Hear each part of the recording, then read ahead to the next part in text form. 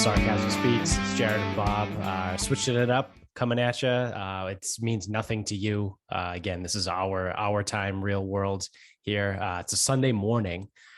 Normally we record, our Monday episodes on Sunday nights.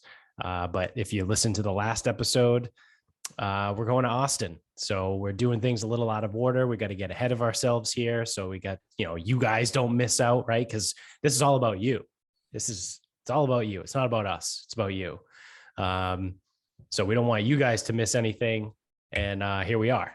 It's also today's the Super Bowl.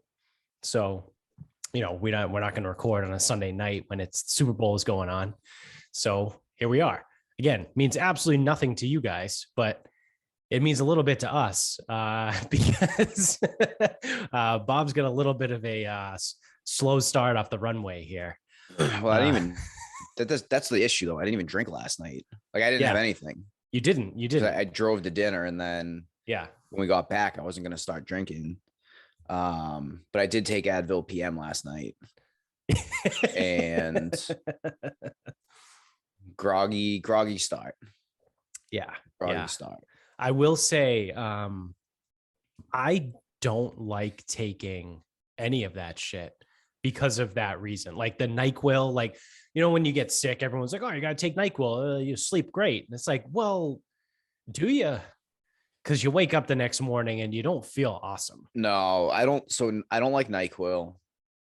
So the reason I even took the Advil PM is one, I don't sleep. I don't sleep through the night anyway. Yeah. I sleep like shit. Boy. Yeah. So I sleep like shit. That's one. Two is my back is fucked up. So it's actually my ribs, but it's in my back. Yeah. So it's like, it feels like back pain, but it is ribs. Yeah. Oh, I know a little bit about that. You don't know shit. So like they had been bothering me. They were cool. Then it started bothering me again on fucking Friday. So sleeping Friday night, I didn't sleep because all I felt was my ribs. Because that's the other thing is I move and travel quite a bit when I sleep. Yeah, same. So Amy doesn't like that very much. That's why you need a giant bed like we have. Yeah. She started using earplugs too. Because I sleep with earplugs because I'm such a light sleeper that like literally anything like the heater, like the tinging from the heater in the middle of the night will wake me up. But apparently I move around a lot and I huff and puff while I'm in my sleep and I don't even know. She's like, oh, you're just huffing and puffing all the time. I'm like, I'm just breathing. Like, I don't know what the fuck I'm doing. So now she's joined the earplugs gang because apparently I'm borderline insufferable. But I mean, well, you are absolutely, you are confirmed insufferable. Yes. Yeah. So the only thing, so like NyQuil, when you take it, you get fucked up dreams. When you wake up, you feel usually like my stomach's bothering me. Yeah. And it feels a little bit like a hangover. Yeah, definitely. Today, it's just groggy. That is it. Like, yeah. I don't even know, honestly. Like, I know how the weekend goes. Usually not hydrated enough. Usually either eating out or cooking different food, whatever, like, high sodium content. So I'm definitely dehydrated. Like, it's just shit like that. So, Right. But I mean, the PM stuff definitely doesn't help. No, it doesn't. But it doesn't. It's not the same as NyQuil. No, it's not. It's basically just like ibuprofen with some other stuff in it. Like and I'm talking about Advil PM, like the literal product, not like whatever. So yeah, like I woke up and I'm like, what the fuck? I'm like, oh yeah, I took the Advil PM. No, it was probably the Diet Pepsi. That shit'll kill you. Yeah. The aspartame, man. The diet whatever hangover. Yeah. I don't even know what I get anymore. It's like, it's so annoying. Like, it's so funny to just give me diet whatever. Like, cause when I drive, I don't drink. Right. So I usually just get like Diet Coke, Diet Pepsi, whatever. And I'm just like, it is fucking asinine that it's like, oh, can I grab a Diet Coke? It's Diet Pepsi. Okay. Nope. Yeah.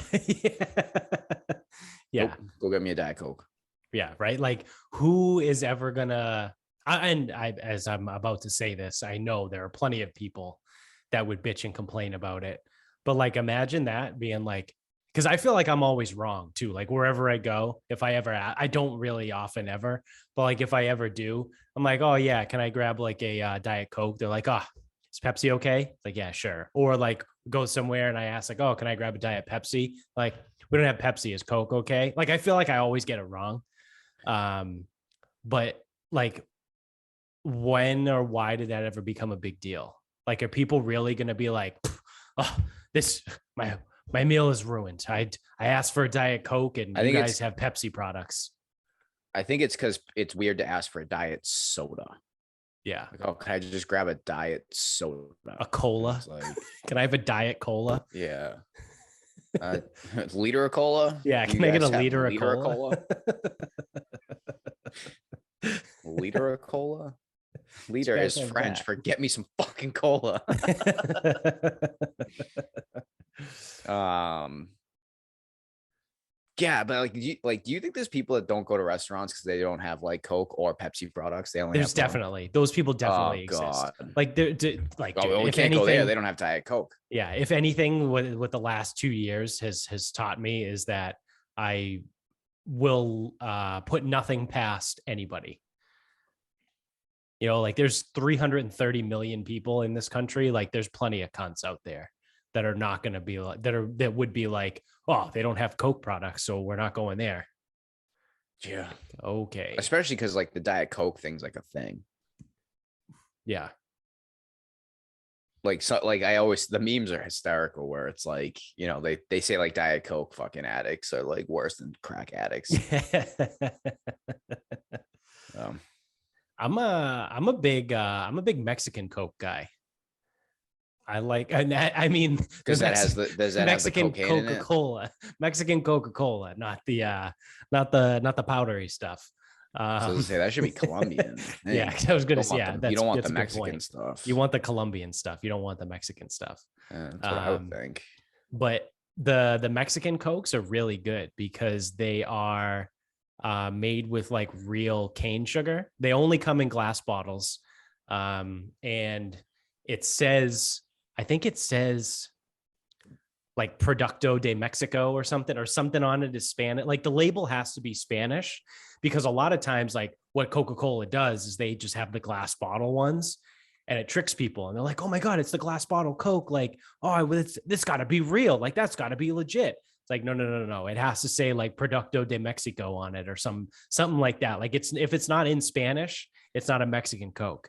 But those are really fucking good. Come to find out, go figure, the country of Mexico actually has different regulations on what can and can't be in their beverages. So like you can't use like chemicals and shit or whatever. So whatever you get in a regular Coke. Now again, Diet Coke is different. They do different shit with whatever, but I'm talking like regular Coke, like the shit that gets the green stuff off of pennies. And cleans up blood off the highways, like that. The American Coca-Cola, the Mexican Coca-Cola does not. Anti-rust. Yeah. It's like an anti-corrosive. You can Oh, it rub it on literally the top is. of batteries and it gets rid of battery acid. So if you have a golf club that doesn't have like a plated finish, like if it's just like a powder coat or something, you can literally dip it in Coke and it will remove the finish from it. Yes. Yep. Yeah. And if you have a that. rusted club, you can stick the rusted club, or actually rusted anything, I guess, in the Coke, let it sit there and it removes the rust. Yeah. So I mean, it cleans the green shit off of pennies. Like yes. Could I get a rum and CLR? Yeah. Yeah, sure. Whatever you want. Yeah. You got any Kaboom? Can you give me a Kaboom float? No, sorry. We have Fabuloso. Is that okay? Oh, no, thanks. Yeah. But yeah, so the Mexican Coke actually uses like real cane sugar and like real products, and it's fucking delicious. The butcher shop in downtown North Attleboro has them. It's pretty cool. Like I don't get it often, but like maybe once a month when I go in there, I'll grab one, be like, yeah, Mexican Coke. This is good. Does it? Do you know like the soda aftertaste? Like if it's like the full fucking guy. You know what No, do you know what I'm it's talking about? No, no. well, oh yeah, I'm yeah, asking yeah, you a new yeah. question. Yes, I do. I It's do. got that like weird, like, It almost like coats your mouth a little bit. yeah, and it just doesn't taste that good. Yeah, a little bit like battery acid. Does the Mexican shit have that? No, it tastes like Ooh. I don't care what it's it tastes like. I similar. just care It's about the aftertaste. yeah, no, I was gonna say it's similar to like those Goya things, like the Goya sodas, where it's like Oh yeah, I would never buy one of those out it's of just principle like though. sugary though. Like it just tastes like sugar. You know what I mean? Like it's different. I don't know. It's weird how to It's explain built it. different. Yeah, it's built different. It doesn't have that chemically taste, but it's just very sweet. So if anyone here is around North Attleboro, you can go to the meat bar. Shout out to them, and you can get a Mexican Coke. So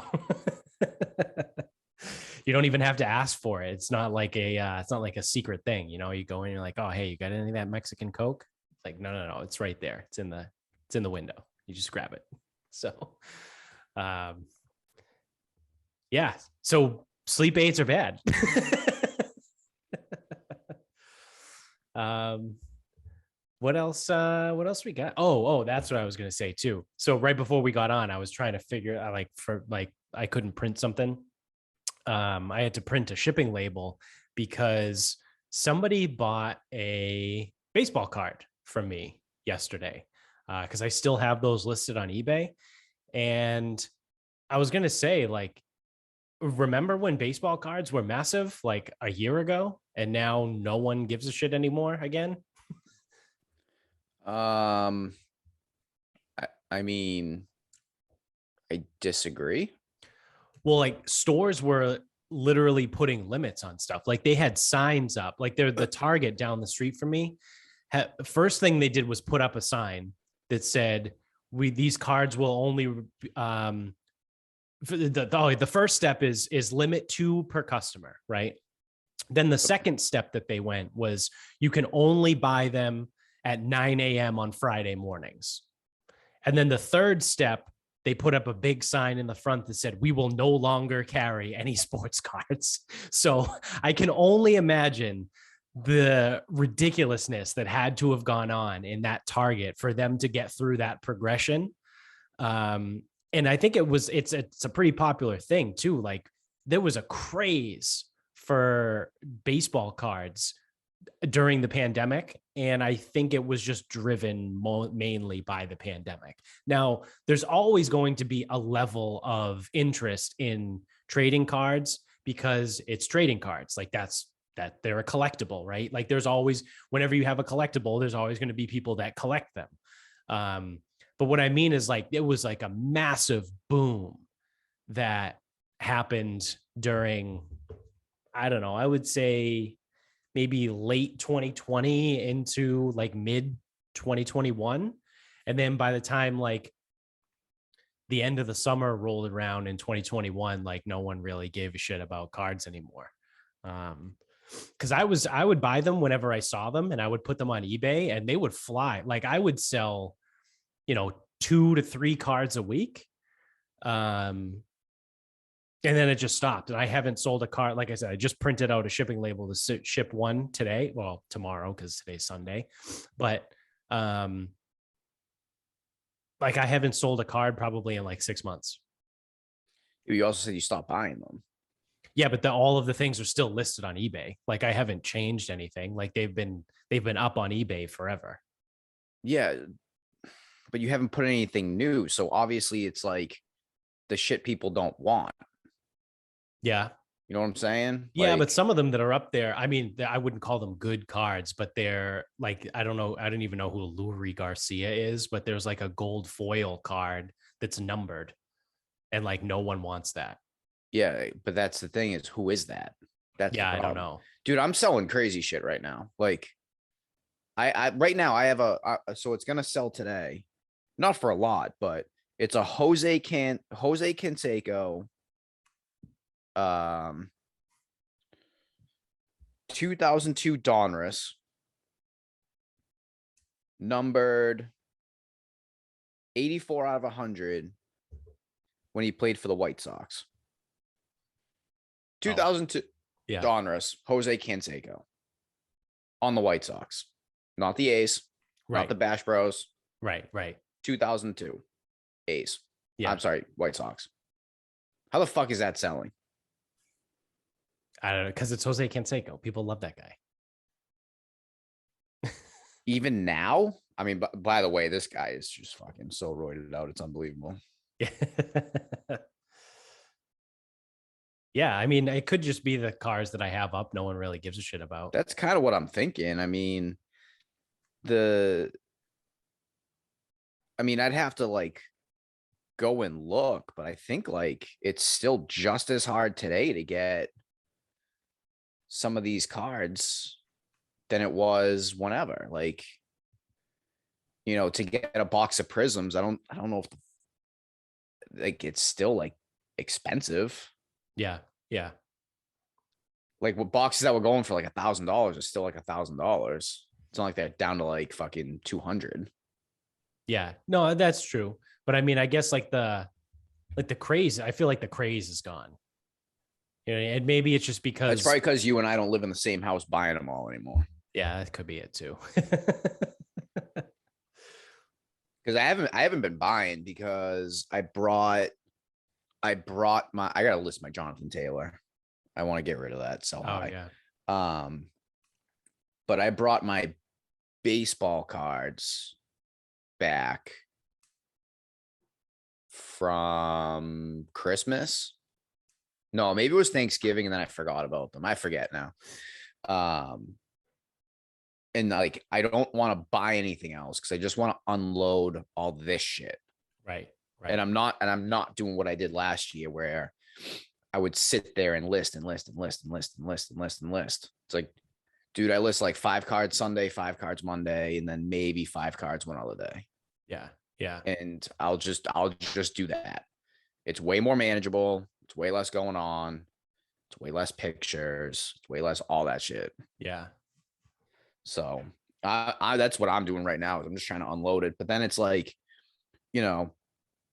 I got that Canseco, and I know it's numbered out of 100, but I also have a Pujols insert up there that's not numbered, and an Ichiro insert not numbered, and those aren't even going. I'm like, fuck me, like, yeah, aren't those guys Hall of Famers? Like, isn't that what we're doing here? Yeah, like, shouldn't someone want that?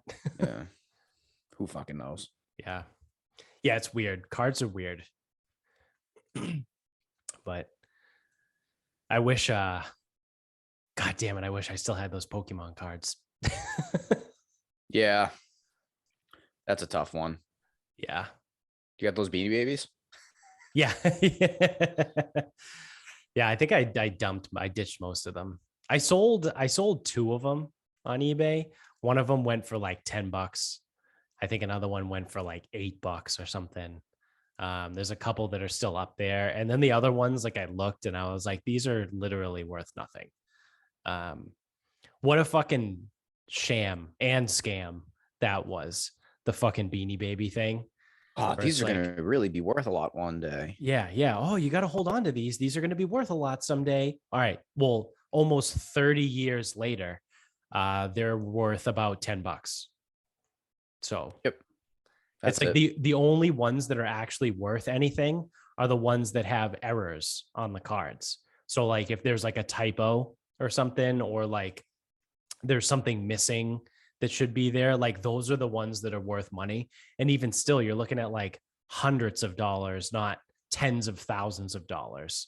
Because that's the thing too, is people are like, oh yeah, if you go look, these are listed. It's like the Princess Diana bear is listed for $12,000 on eBay.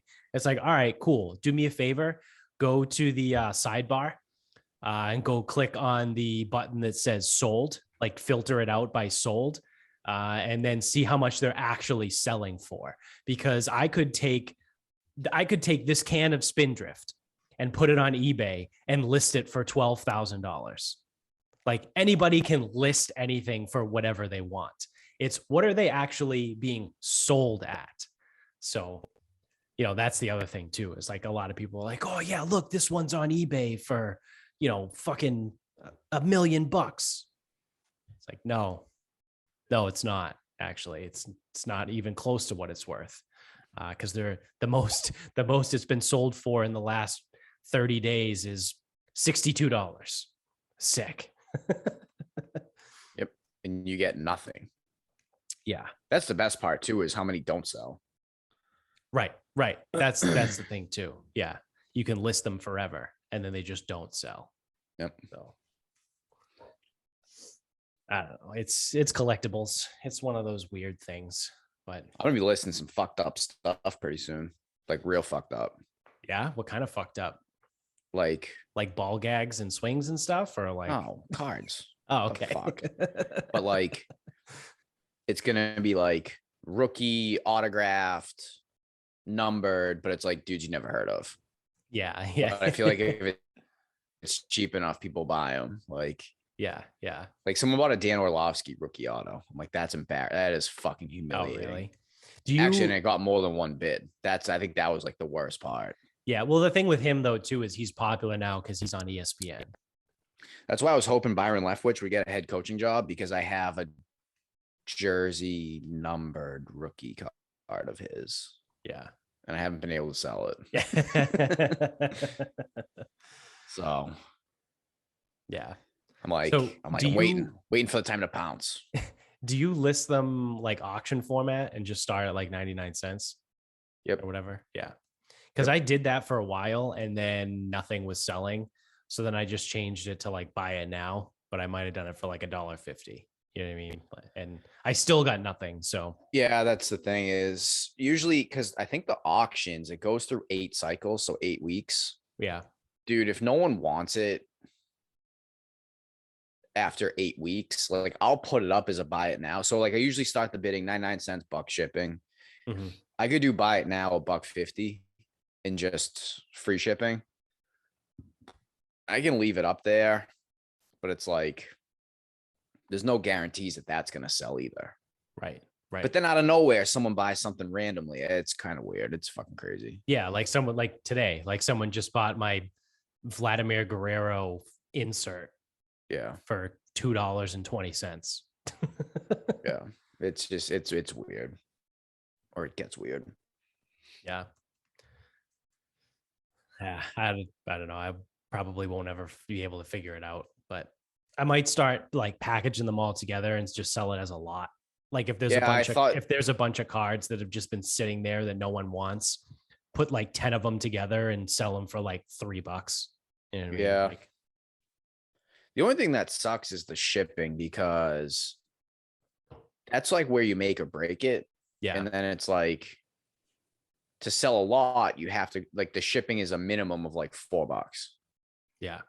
And like that takes a lot of people out of it. So you could also, I mean, I would put it in the description. You could say it's like, I think you could sell 10 cards if they're all like the same, like standard size, not jersey cards. Mm-hmm. I think you can stack those and put it in the standard envelope. Mm-hmm. And I think that's like the max you could send with that method. Yeah. But it's like, I don't like doing that, because if I bought 10 cards and they all came like that, I'd be kind of unhappy. But then it's like, I only paid, you pay $1 for shipping. Right. So it's like, what do you want here? You can't have it both Yeah, it's ways. like 10 cards for $1 doesn't mean they all come in cases. Right. Yeah. So I don't know. Fucking I gotta cars. list some today. Yeah. I gotta take some pictures today. That's I've been telling myself I need to get into like and redo like all the eBay shit, but I just haven't really had much time. I don't have the right strategy for how to accumulate more things, because I don't mind selling the stuff, but I already have it all. Yeah. So it's like the buying part. That's where I'm a little confused. Yeah. With what to exactly do. Well, no, because it's like, how do I, and then like, so I've had a couple people, so like one of the guys at the gym brought in a box of cards. I looked through it for him. And he's like, I looked up a couple, and it's like, dude, it's just really not worth that much. Like cards from the 90s just aren't worth that much. Yeah. And I even told him, he's like, oh, like, is it like really worth anything? I'm like, not a ton. He's like, yeah, if it's not like really worth anything, he goes, I'd rather just keep them. I'm like, oh, that's fine. Just take them with you because it's not going to be anything great. I go, because even if you were, I go, because the other thing too, like someone had mentioned, it's like, oh, I'll split it with you. I go, no, it's not how this works. Yeah, exactly. Because then I have to go through all of your cards, find out what we sold them for, right, minus all the fees, right, separate my own cards that we sold, right, or I sold. Yeah. And then we have to split it. I go, dude, I go, the only way I would do it is buy the box off you. Right. I go, and you're not going to get a lot for it. Because I then have to go through all of the cards. And I have to take all the pictures and list them all. So right. I go, if you don't want them anymore, I'll give you a couple bucks. But if you like are concerned about the value, yeah, it's not, you're never going to get the amount of money that you want unless you sell them yourself. Yeah, exactly. Yeah, no, we'll split them. Which most people aren't going to do. Okay. No, we don't. No, we won't. Nope, we're not doing I'll give you $100 for the box. Yeah. Yeah. Like I'll give you $100 for that box. Yeah. Oh, well, no, that's what's it worth? I go, I have no clue. Yeah. I go, I'm not cataloging every card you have to find it. Yeah, like that's how that works. Like this is how all that bullshit works though too. Like when you watch Pawn Stars or any of those shows like American Pickers or like shit like that, when people come in and they're like, oh yeah, I'll give you $50 for this. Like, oh, well, I mean, that's really like below what it's worth.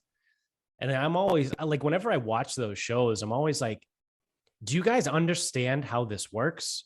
Because this person that you're selling this to now needs to go find someone to buy it for like what it's worth. If you want to get what it's worth, you have to sell it to the end user. Exactly. So you have to go out and you have to find the end user. You have to find who you don't have any connections, which is why you're dealing with this, whether it's some sort of intermediary, whether it's a pawn shop or an antique guy or whatever. Like you don't just get to be like, well, this thing's worth $100, so give me $100. It's like, no. It's worth $100. You'll get 50 for it. Because now this person has to pay $50 to buy it from you. They now have to theoretically inventory it and hang on to it until they can find someone to buy it. It's worth $100. They might have to haggle with the person that's going to buy it and may only end up selling it for 80. So that thing that was worth $100, just that you got rid of for 50, that person made $30 off of. Like these people, like people don't understand because they only think about themselves, right? They're like, well, no, it's worth $100. So give me $100. We have a friend that sounds like very like a lot, but it's like, that's not how this works. Like you don't understand how this transactional relationship goes here. So it's people are just assholes, right? They're like, oh, well, that's not what it's worth. Like you said, I'll give you $100 for the box. Well, I don't know. I could probably get more than that. You probably could, but good luck trying to find the right person that's going to fucking buy it from you.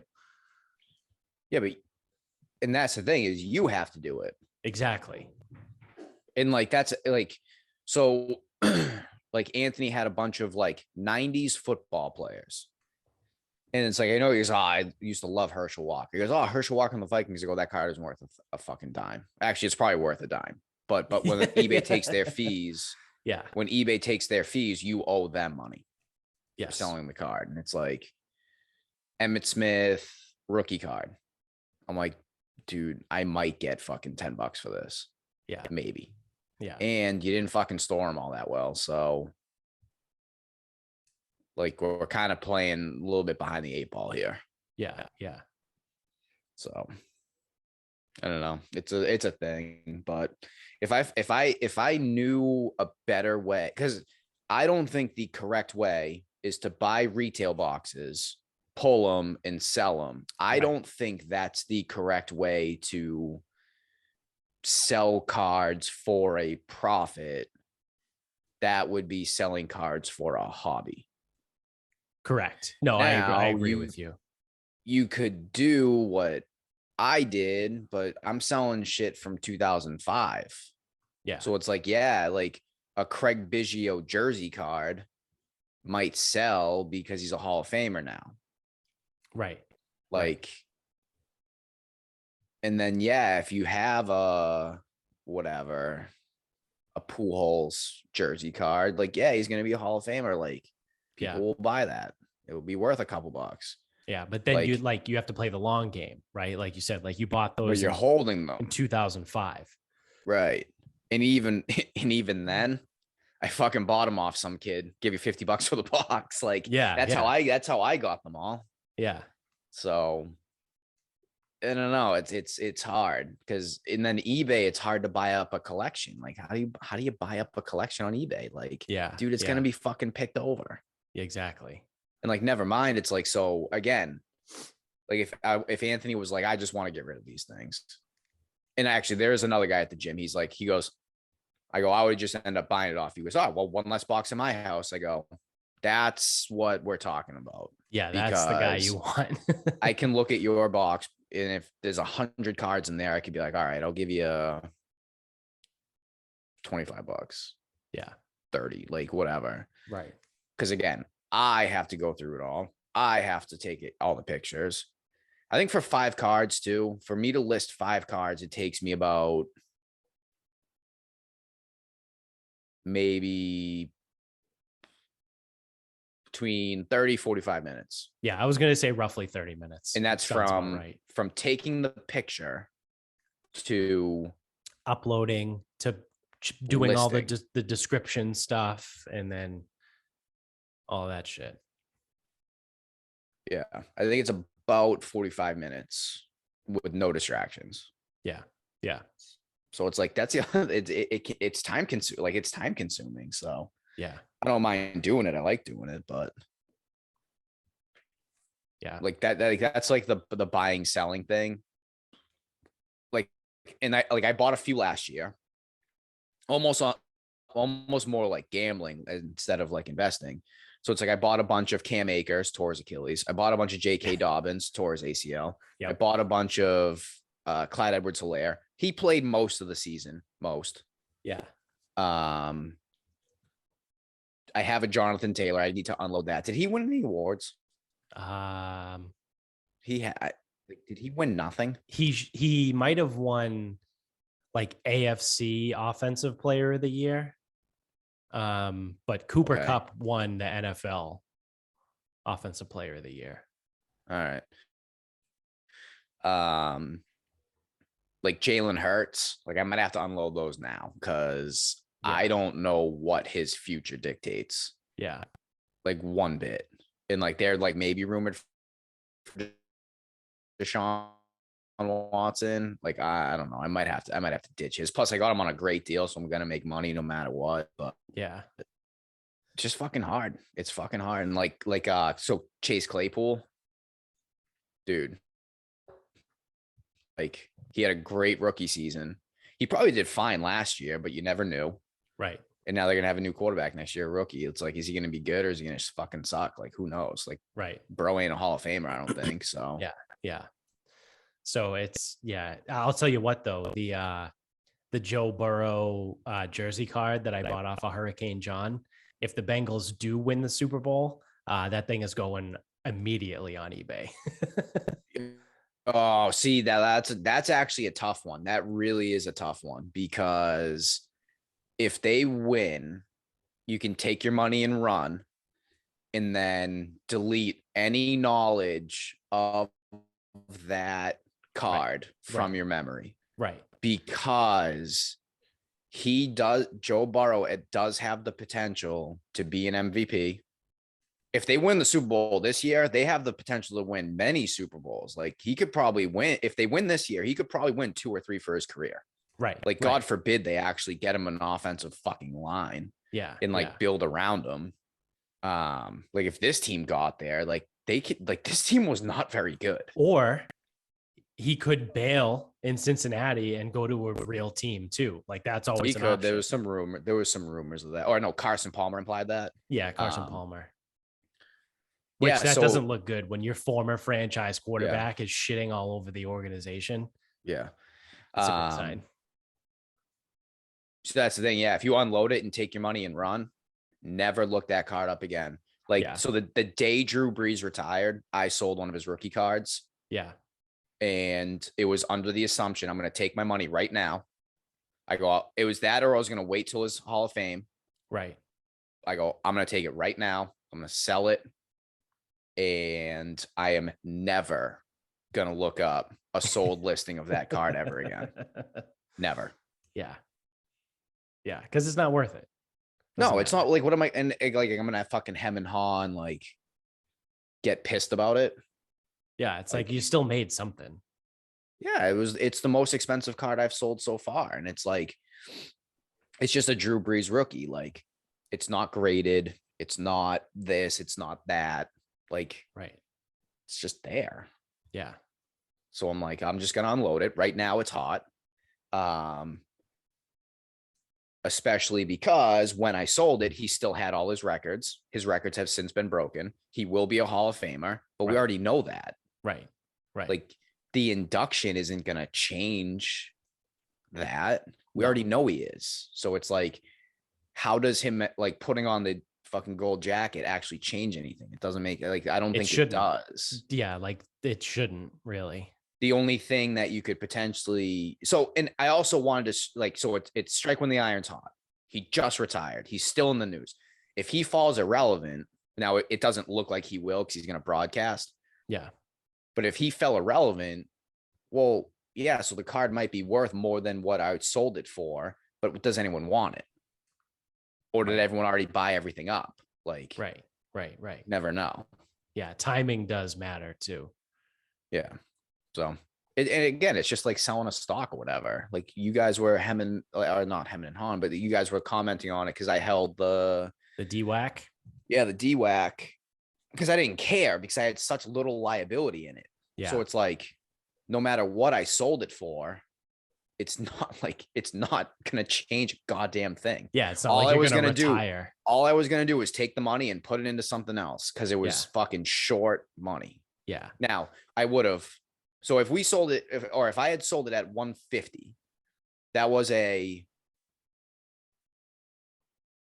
700% increase or so. Yeah. That's a great hit. But it's not that much money. No. So it's like, but then you guys are like, man, shouldn't have sold it yet. And it's like, yeah, but you did. Who cares? Take money and run. Right. Like, that's I still made something. You have to forget that this fucking stock even exists if that's how you're going to think about it. Yeah. Well, it was just funny, like, for me. No, I know. And I know you don't care. You're not sitting there kicking yourself like, why did I pick tails? But like, yeah, well, no. But I'm saying, like, for me in particular, like I bought the stock when it was super cheap, when it was still like $12. And then it shot all the way up to like 190 at its peak. And then at its low point, it got to like 38. And when I sold, it was at like 46 or something. And now it's back up to 85. So like, of all of the range where I could have sold, I sold when it was near the bottom. Yeah. Like, if I had sold when it literally bottomed out, I would have been like, wow, what a fucking loser. And I still would have made something because buying a stock at $12, and then when it went to, if it bottomed out at 38 or whatever it was, like, you're still making, what is that? $16 a share or $26 a share. Yeah. It's like a 65%. Yeah. return. So you're still making something. But it's just not what it could have been. And like I said, I made the joke, like, obviously I sold it when it was nearest the bottom, versus now it's back up in the 80s. And now it was announced it's about to actually switch over to Truth Social, which is Trump's thing. And once it makes the switch, like, it could shoot back up again. Yeah. So when's that? Like, when's that switching? Yeah. I don't know. They're pretty hush on the actual date, but they'll be like, oh, it was announced that it'll happen in March. like the only reason I found out that the Black Rifle Coffee was switching over um, on February 10th was because they said it on the Drinking Bros podcast. Like Ross Patterson like let it slip, kind of like he wasn't sure. Like it was a funny moment. He was like, "Oh yeah, on February 10th, Black Rifle's going public," and then like one of the producers in the back was like, "Did you just give people insider information? Like, is that public knowledge? Like, are people supposed to know that?" And he was like, and he was just like, "Yeah, fuck it, whatever. Who cares? Like, we're going to a party. Like, they invited us to a party on the 10th," and he's like, Black Rifle, like Evan Hafer, who's the CEO, was ringing the bell on the New York Stock Exchange that morning. And he's like, there's got to be a public list somewhere of like who's ringing the bell. Like, you got to be able to figure it out. So he's like, I think we're good. I think we're all right. But like I said, like if I didn't listen to the Drinking Bros podcast, like I wouldn't have known that it was February 10th. Like I just would have kind of woke up that day, looked and been like, oh shit, here's the notification that it switched over. Which I still didn't sell yet either. Like I'm going to hang on to that because that's one where obviously the potential for that is, astronomical. What is it at right now? It's at like 16.28 a share. It got up to like in the $18 range, I think. The high is 19.25. Yeah. But if you look just for comparative purposes, Starbucks is worth $93.51. So, and that's down. Like 2 months ago, it was at 117 a share. Is that a fair comparison though? Because isn't Black Rifle Coffee? I know they sell coffee. Yeah. And I don't know, like I know Good Walk is another company. I don't know who else is a direct to consumer coffee brand, but they're also a media company, aren't they? Yes. And they also they've started, part of the reason why they went public was to raise capital to start building brick and mortar places. So I don't know exactly. So they're going to eventually. Yeah. Okay. Yeah. So I think right now they might have like, I don't know, somewhere between 15 and 25 stores already throughout the whole country. And what they're going to do is they obviously want to make more, like they want to become like a franchise, thing. So that's just why I use Starbucks. I don't know if Dunkin' Donuts is public. I don't think it is. Dude, you should start saving your, let's start saving our schmeckles, and Sarcasm Speaks can buy a Black Rifle Coffee franchise. That would be amazing. I tried to do that a couple of years ago. Because this, again, obviously they were smaller at the time, but they had this thing where they were taking requests. Like there wasn't even an application process yet. It was just like requests to anybody that wanted to become a franchisee. And you just had to say like why you would be able to do it, where you would put it, and like why that's a good spot or something. And that was, I don't know, God, that was probably like 3 years ago. And I was like, oh, I would put it on Route 1 in Walpole somewhere because like that's obviously Route 1 is tons of fucking traffic, not like traffic, but like cars go through. And then like Walpole is a very red conservative area. So I was like, yeah, sure, that would be the perfect spot for it. And then obviously I never heard back. Probably because you have to enter your information, and they were like, oh, this 26-year-old wants to be a franchisee. Yeah. In Massachusetts too, of all places. Yeah. Yeah. That's you want to talk about bottom of the bottom. Because I think they also give preference to like people with veteran status, because that's their whole shtick. So a 26-year-old civilian that wants to open a franchise in Massachusetts. Yeah. No wonder why I didn't hear anything back. Yep. But I mean, I would love that. That would be great. But probably won't happen, but you can have dreams, right? Why? Yeah. Well, like it's like a dream when you're asleep, not like hopes. I don't have hopes. That's been long gone, but That would be pretty sweet. Like to run a franchise of a Black Rifle Coffee. I would enjoy You that. know what? You know what's funny? It sounds awesome, and it's fucking not, because it's the Well, same yeah. thing as running a fucking Dunkin' Donuts. It's Oh the yeah, same fucking thing. yeah, it is. It And is you can't exactly the treat same. people any shittier, and the Right. people that come in are the fucking worst. Yeah. The good thing though is because it carries a stigma with it, it kind of filters out some of the assholes. Like you're not going to get like the blue-haired 22-year-old college sociology major come into a Black Rifle Coffee and order like a double black venti iced Americano with 3 pumps and all that bullshit. Like you're not really going to get that. And then bitch and complain as to why there's fucking too much foam. Like that dumb bitch in the airport that day. I asked for a macchiato. Yeah, I hit the macchiato button on the machine and this is it. Oh, there's way too much foam in this. This isn't a macchiato. Like, all right, cool. I'll go make you another one. And we were sitting there. We watched him, went back, pushed the button that says macchiato, handed it to her again. And she's like, oh, this, you guys, just this, and like got all fluffed and left. It's like, you're a dumb bitch. Yep. Fucking dumb fuck. But like that dumb bitch probably isn't going to go into a Black Rifle Coffee. No, and again, you can have a culture of things being like, again, people, but it's the thing. There's still going to be plenty of just, assholes. People are just the fucking worst. Yeah, and that's what it comes down to. Yeah, and you're it's like the service industry thing, and yeah, people fucking suck. Yeah, they do. But if I were ever going to be in the service industry, being a franchise owner of a BRCC would be pretty dope. So it's not going to happen. I just want to be the investing partner. Yeah. I don't want to work there. Yeah. Well, we wouldn't actually. Well, maybe we would. I was going to say we wouldn't be the ones that are schlepping the coffee, but maybe we would have to be. I fucking tell you right now, you would. Like that's how it's okay. That's how it starts. You don't just get to fucking have the idea.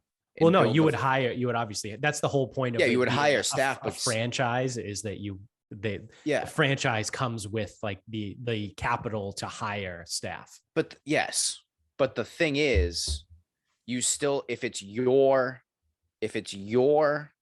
business and your place, you are the one running it at first. You still have to be there all the fucking time, and you have to know how everything works. Yes, I mean, like you can't be an absentee owner. Have to train the people, and you, unless you got like buku cash and you just want to fucking hire a GM that's worked at a Dunkin' Donuts for fucking 20 years and you hire them away, like yeah. But otherwise, you are doing the work. Yeah. And it's like, oh, who's you guys have a cleaning service here? Yeah, you're looking at them. Oh, do you guys have a bookkeeper? Yeah, you're looking at them. It's like, oh, well, who changes the lines on the cold brew? You're looking at them. Yeah. That's how that works. Right. Yeah, you don't just get to like have it and then be like, oh yeah, it runs itself. Oh, it's like, I'll buy it and then I'll hire all these people. And then when you can't make the first fucking payroll, then what? Yeah.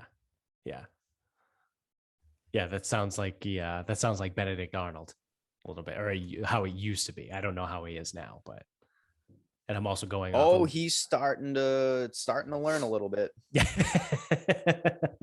Starting to learn a little bit. Yeah. That it's not all sunshine and rainbows. Guy hires one employee and then realizes everything's fucking not that easy. It's not. Yeah. And that's like the fallacy of and not like a philosophical literal fallacy. It's just a flawed way of thinking. When they say something like the business gurus, they always say shit like, well, if it's a $10 an hour job, which I know, okay, so if it's a minimum wage job, you should hire out for that. And I'm like, okay. But vacuuming the floor isn't a job. Like there's no, like, that's not a position I can hire. Right. Yes, it's a $10 an hour job. Or that's what they used to say. That's a minimum wage job. But it's not a job. It's an hour a day. Right. You can't hire someone for an hour a day. Right. You can't hire a cleaning service for an hour a day. Imagine they would tell you to go you fuck can't yourself. call fucking Cintas and say, all right, well, we just need you to vacuum the lobby every Yeah. day. Yeah. And they're like, no, we don't do that. I'm like, well, that's what I need. like that's the flawed Yeah. logic behind it. Right. And then like again, it's so bad. Like the business gurus, like they just, yeah, they've got it all figured out, but they fucking don't. Yeah. Well, part of them, it's like they're also in it for the fame too, a little bit, right? So obviously the top two that pop into my mind are Gary V and Tony Robbins, like as far like the business guru guys. And like they're both fine. Like I don't hate either of them, but like you have to pick and choose, right? With like what you're doing and what you're following with them. Um, you can't just take everything they say for gold and be like, oh, Gary V said that I need to hire someone to vacuum my floors because that's beneath me. And I have my time is too valuable and all this. Like, well, like you just said, like that's not really feasible. Like it's 1 hour a day. So we just lost Bob. He got booted. If you're watching on YouTube, it's just me. But same thing go like with the business stuff. And Tony Robbins is great. He does put out some really good stuff. Like I enjoy his books. I think they're pretty educational. They're really good when it comes to like, independent finances and things like that. But again, like if he's going out there and he's like, well, this is what you need to do to be successful. It's like, well, that's easy for you to say because you make millions of dollars. Like when you have someone that's just starting out as a small business, like they don't have the capability to hire all these people, and they might not even have the capability to hire great people to start. Like, you might want to hire some good people to start, and like you might get one or two great people, but you might have to hire some shitbags to start out because like you need bodies to be in there. And over time, you constantly interview for positions and you fire the bad ones and you hire the better ones, and then people leave for other jobs. Like it's just turnover in this world. And I feel like sometimes the guys that become famous for being business gurus, they get so far removed from the ground level of things. Like they all run their own companies or whatever, but they're all multi-millionaires and they sit so high up in like the chain of command that like they have no idea what's going on the bottom or the ground floor. Which is fine too, right? Like the CEO of a company really shouldn't know what's going on the day to day on the ground level. Like you should have some idea, but like the conflict between fucking Susie and Johnny in the store, like should not concern the CEO of the company. Like they shouldn't be aware of that. Like they might know that like, yeah, obviously there's going to be workplace conflict and there is some, but like they shouldn't know the details of like Susie and Johnny's conflict. Like you shouldn't be involved in that level when you're the CEO. Like you have bigger shit to do. Like you have bigger fish to fry, really. But I feel like those guys like a Gary V and like a Tony Robbins, they get so successful and they have such a vast empire, if you will, that like they can just proclaim these fucking prophecies without really knowing what's going on a smaller scale, right? So like Vaynerchuk Media, I don't know how many people work there, but I would imagine probably at least a couple hundred. But if you're starting out your own business and you have 4 employees, the principles that apply to a multi-million-dollar company with hundreds of employees do not apply for a startup with 4 employees. It's just not. Like there shouldn't, like there will be some things that have some carryover, obviously, like good business practices, but like it's not like one of those like fucking transparent sheets that we used to have in like middle school, high school. You put it on the overhead projector and you write on it. Like, it's not like you just take that transparent sheet from that Vaynerchuk Media and slide it over and apply it to, startup X with 4 employees. Some things will line up, but not all of it. So, it's dumb sometimes, but like I said, sometimes they put out some really good stuff. Like I said, I don't hate either of them. But you just have to kind of pick and choose what you're going to listen, what you're going to follow, and things like that. Bob just texted me and said his internet is restarting, he thinks. So we're going to keep on keeping on. I'm going to touch on this really quickly and see if he jumps in. So inflation has been speeding up, actually.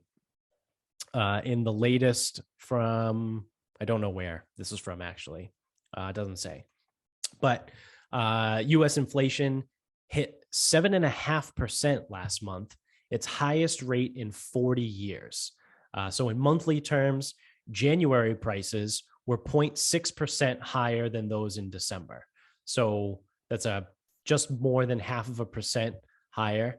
The rate of increase, which that 0.6%, was higher than expected by many economists, some of which thought inflation was on the verge of slowing.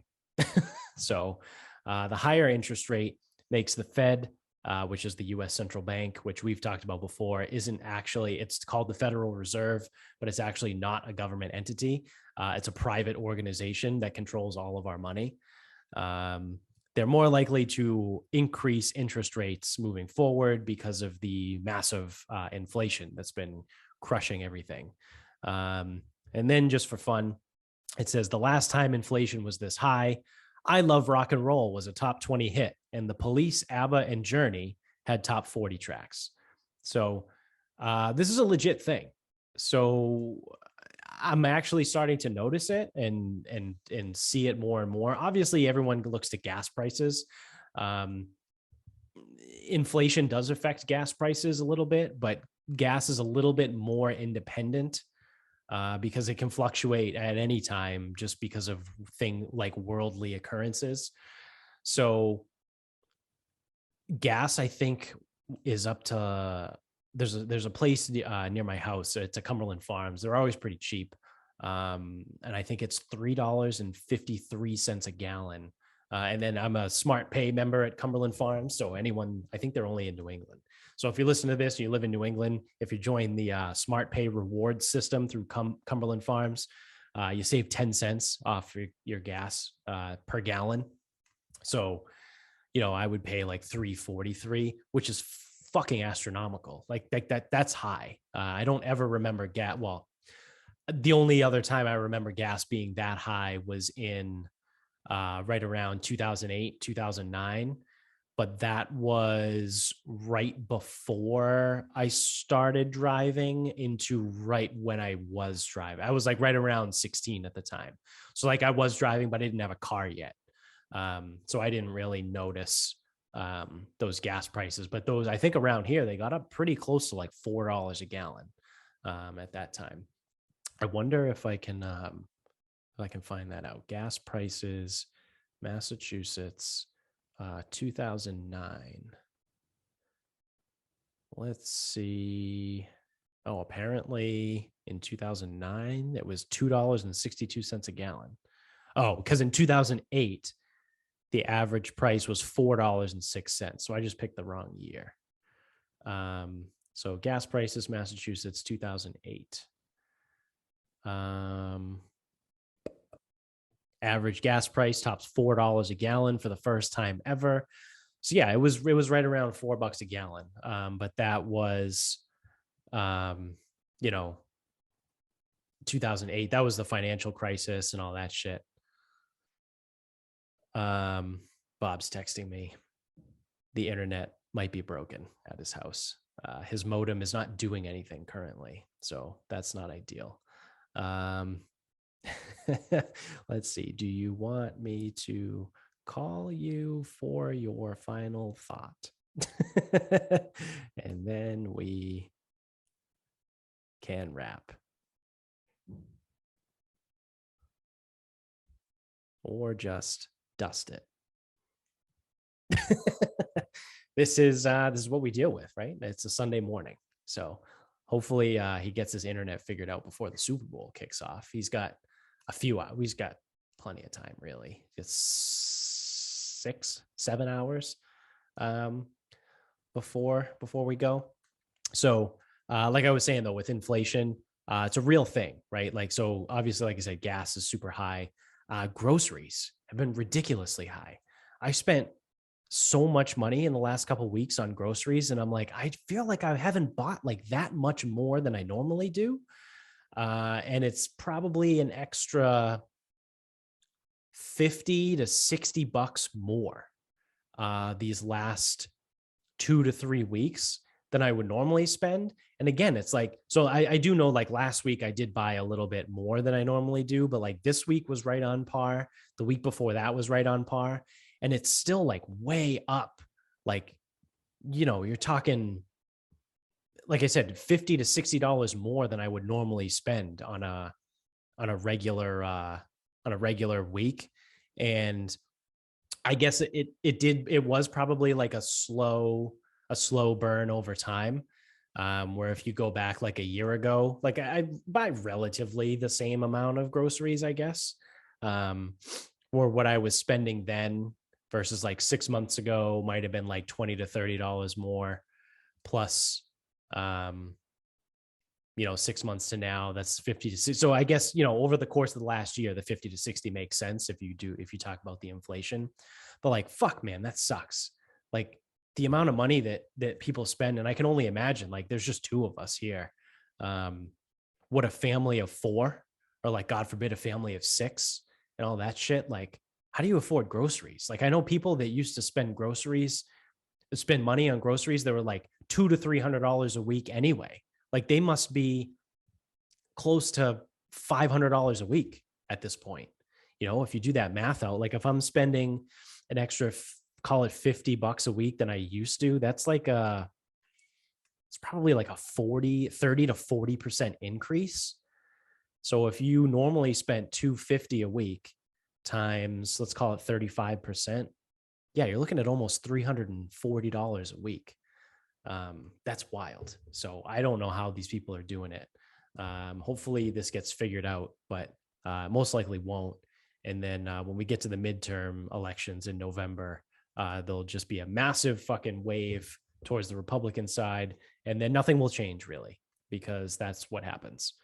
Things don't really ever change that much. People think they do, and the politicians will tell you that they're going to do stuff different, but they really don't. I just hope that we get this figured out, because obviously that can become a pretty legit problem for a lot of people that don't make a lot of money. And now all of a sudden everything is way more expensive. That's a real problem. So like I said, hopefully we get this figured out, and the good old Federal Reserve gets its shit together and, does something. I don't know what it would do, but whatever. All right. So Bob, it looks like Bob's not coming back. So I'm just going to wrap this up here. For my final thought, what am I going to go with today? Let me see what I have. All right, let me do this. I wanted to get Bob's input on this, but I'll just throw it out here to the people and let you guys just kind of do with it what you will. So if you've been following the show long enough, my whole job situation and everything that's been going on with all that shit. And I applied to like a million different jobs and got some, didn't get some, got offered some shitty ones, worked at an LA Fitness for 2 days, but it was literally the worst job I've had in my entire life. So I finally got to a point where I applied to like a bunch of different shit and actually got some legit offers, right? I got an offer from a Fitness Together in North Attleboro that's literally 5 minutes from my house. Another gym in Lincoln, Rhode Island, which is only like 15 minutes away from me.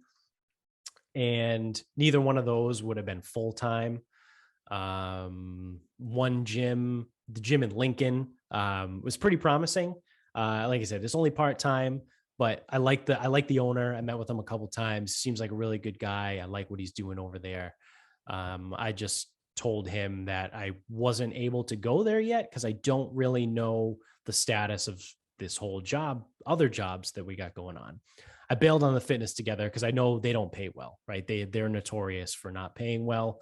They have all kinds of other overhead they have to pay for, and marketing fees and franchise fees and all that shit. They don't pay. Like, you get, it's a good job for someone that's starting out in the personal training world, but they might make $21 a session, and the sessions are 45 minutes and all that shit. It's neither here nor there. But and 21, it's on the high side. Like, you're probably not going to make any more than 20. Like, 22 is probably like the top out. So most people that start out are probably going to start making anywhere between 17 and 20 a session.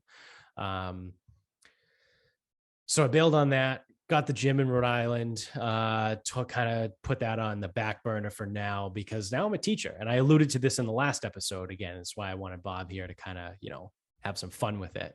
But I'm teaching sixth grade math at a local regional school somewhere near here. So it's funny because I have a license to teach high school biology. And when I went through the whole process, they were like, yeah, we don't have any of that available, but like, how does sixth grade math sound? And I was like, seems okay to me. I should be able to figure that out. It's sixth grade math. Like, how hard can it really be? It's not like I have to teach, geometry or calculus or, like trigonometry or any of that bullshit that you had to take in high school. It's sixth grade math. It's like ratios, fractions, multiplication shit. Like, it's not hard. Plot coordinates, coordinate grids, whatever that is, all that shit. Like, it's not bad. It's not like I have to like learn it before I teach it, is what it comes down to. So I work now as a fill-in for a maternity leave for a sixth grade math teacher, which is pretty solid and all this stuff.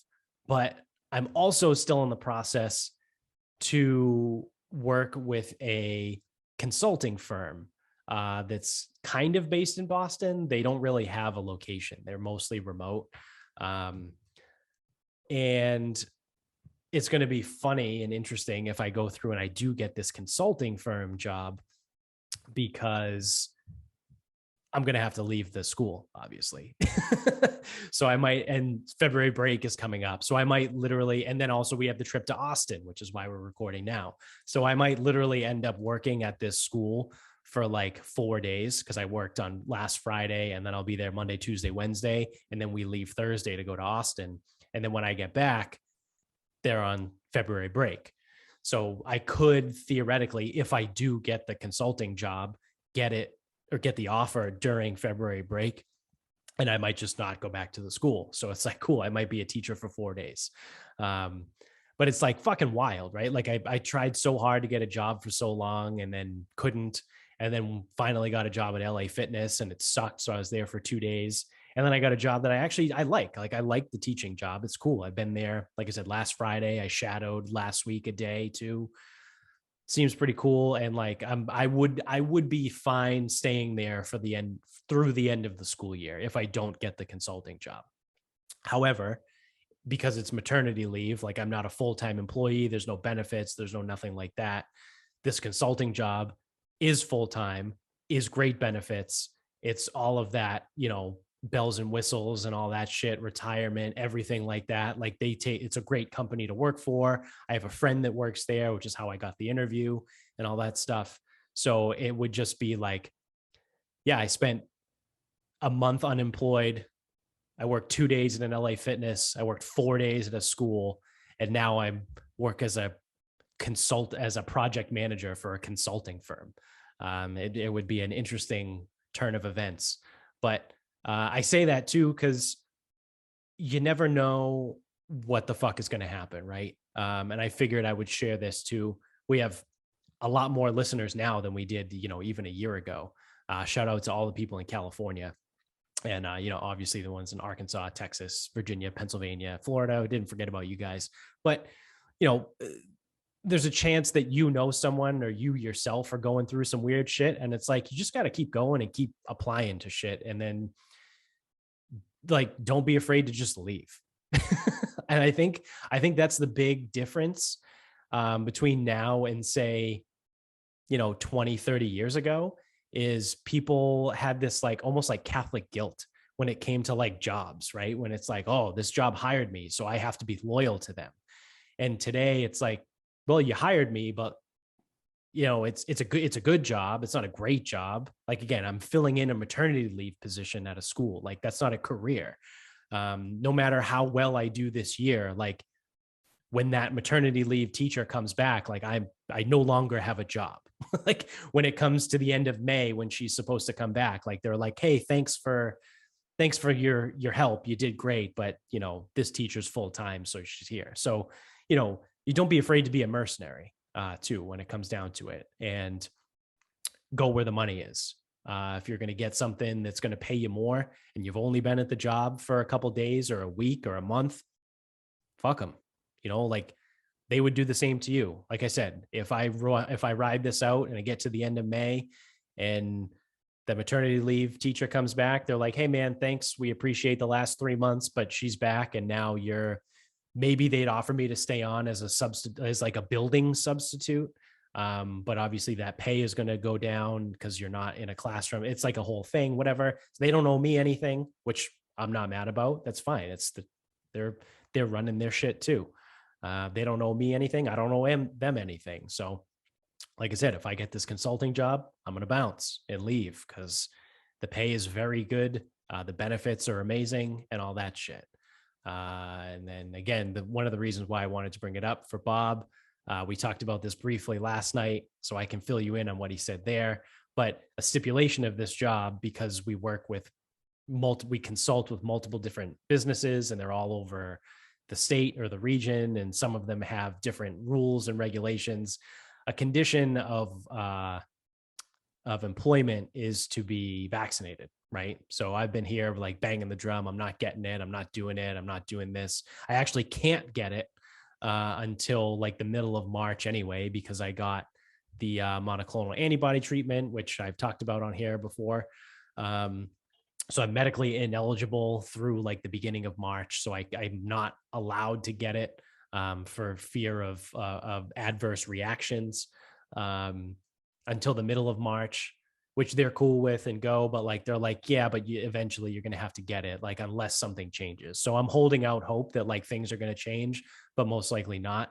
So I'm going to have to end up getting this fucking thing. Despite me like beating the drum forever, being like, oh, I'm not doing it, I'm not getting it. It's part of the reason why I left my last job. But I look at it, and I said this to Bob last night, if they're going to pay me more money than I've made ever in my entire life, like, I'll just shut up and get the fucking thing. Like, it doesn't do anything anyway. It's been long documented at this point. Like, it's more like, and Bob said this from the very beginning, so tip of the hat to Bob. I'll take a victory lap for him, that it's more likely to do nothing than it is to do bad. And I think he was 100% spot on. I think everyone knows at this point, it's more likely to do nothing because you can still be vaccinated, get it, spread it, do the whole thing, than it is to do something bad. And there are some people out there that have had some adverse reactions. And unfortunately, there's been a lot of people that died and whatever. But, to play the devil's advocate on the other side of that, which we've said the entire time, if you're giving out 1 billion of anything that's like medical, you're going to have some adverse reactions, like whatever it is. If you give 1 billion people peanuts, there's going to be some people that die because some people are allergic to peanuts. So if you give 1 billion people a vaccine, some people are going to die. The odds are still super low. Like I said, it's more likely to do nothing. My whole reason behind why I didn't want it and why I was so vehemently against it is because I already had it, right? Like, I'm young, I'm healthy, and I already had it. So it's just pointless. Like, I'm not going to go get it. So my thing is like, I'm not going to go get it so I can go into a restaurant and like go do something that's fucking stupid. I just won't go to the restaurant. But like what Bob said last night, his exact words were, money talks. So again, if this place is going to pay me very well and they want me to get it, I'll shut up. I'll go get the fucking thing. And then nothing will happen. Like, nothing will come from it. And it's just, you get a fucking stupid shot and then you never have to deal with it. And I get to keep a job where I make a good, finally, a halfway decent living. So shout out to Bob again for all that. And like he said, money talks. So if you want to call me a fucking trader or a fucking flip flopper, go for it, man. But it is what it is. You know, I really haven't had a job for fucking going on 2 months at this point. And now I have the opportunity to have a really good job. So fuck you. I don't care. Your opinion means nothing.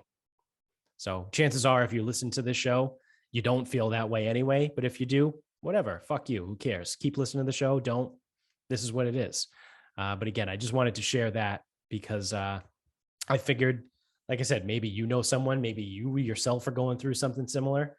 And yeah, it is what it is. So you got to do what you got to do. You got to do what's best for you because no one else is going to do what's best for you. So yeah, that's going to do it. Way to end on a kind of a fucking weird, somber note, I guess. But thanks to mybookie.com. I will be using them today to place my bets on the Super Bowl. I know this comes out on Thursday, so you guys are like, what the fuck? That was 4 days ago. But when you listen to this, there's a solid chance we're going to be drunk as skunks falling around in Austin somewhere. So yeah, thanks to mybookie.com. Use our promo code SarcasmPod when you go over there to double your first deposit up to $1,000. Again, mybookie.com, promo code SarcasmPod. Again, today, last night, today I'm making chicken wings. I'm making ribs. We got all kinds of other shit. I put rub on both the wings and the ribs, both of them, 2 different kinds of grill your ass off seasoning. I got the infidel pork rub on the ribs. I got the Claymore Cajun seasoning on the wings. I'm going to fire that up. I'm going to toss the wings on the Traeger at some point, probably pretty soon. I got to get those on soon so they're ready. It take about 5 hours. So we got that going. Grillyourassoff.com. Again, amazing. I use them all the time. They have seriously the world's best seasonings. They have like 10 different seasoning styles, flavors, if you want to call them that. I always feel weird calling seasonings flavors, but they got like 10 different flavors.